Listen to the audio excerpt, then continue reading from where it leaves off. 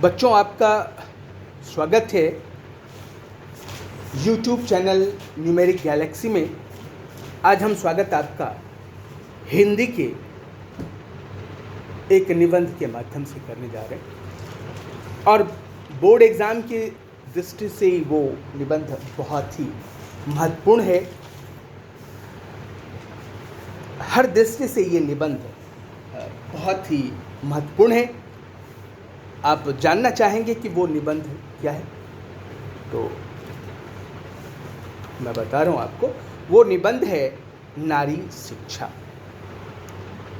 नारी शिक्षा माने स्त्रियों की शिक्षा, महिलाओं की शिक्षा, लड़कियों की शिक्षा, इसी को नारी शिक्षा कहते हैं। हम बात करेंगे हमारी परंपरा, हमारी संस्कृति, हमारी सदियों पुरानी जो इतिहास रहा है, हम वहाँ से नारी शिक्षा पर प्रकाश डालते हुए आज की वर्तमान परिस्थिति पर भी इसकी चर्चा करेंगे। मैंने प्रयास किया है कि हम हमारे जो प्राचीनतम इतिहास रहा है नारियों का, जो हमारी गौरवपूर्ण इतिहास रहा है, उसमें हमारी नारियों की, उस समय हमारी नारियों की क्या भूमिका थी। तो चलिए स्टार्ट करते हैं। मैं आपको बताऊं, प्राचीन भारत में नारियां काफ़ी उन्नत व सुदृढ़ थी। प्राचीन भारत में नारियां काफ़ी उन्नत व सुदृढ़ थी, कमज़ोर नहीं थी।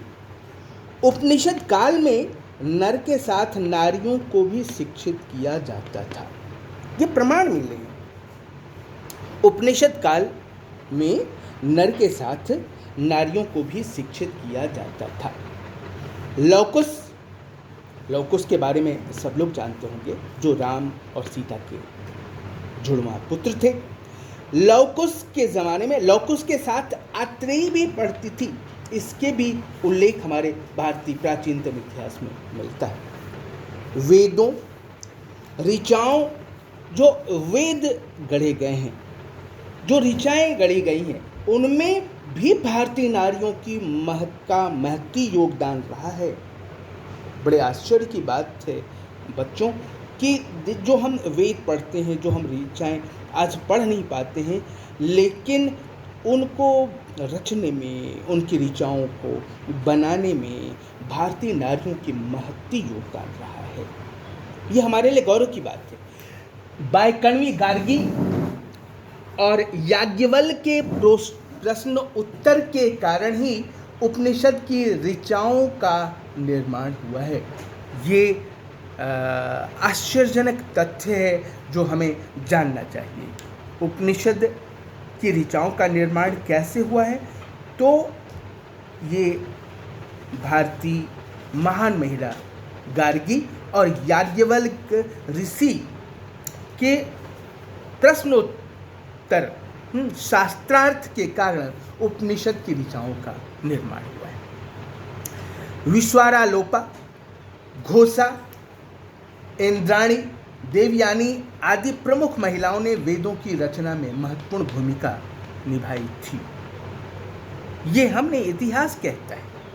नारी समाज के आगे देखिए, नारी समाज की महत्वपूर्ण इकाई है।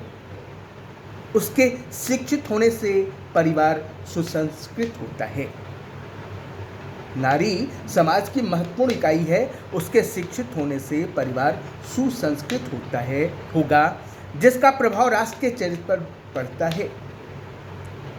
नारी के सुसंस्कृत होने से उसका प्रभाव केवल अपने परिवार तक नहीं पड़ता, बल्कि उसका प्रभाव राष्ट्र के चरित्र पर पड़ता है।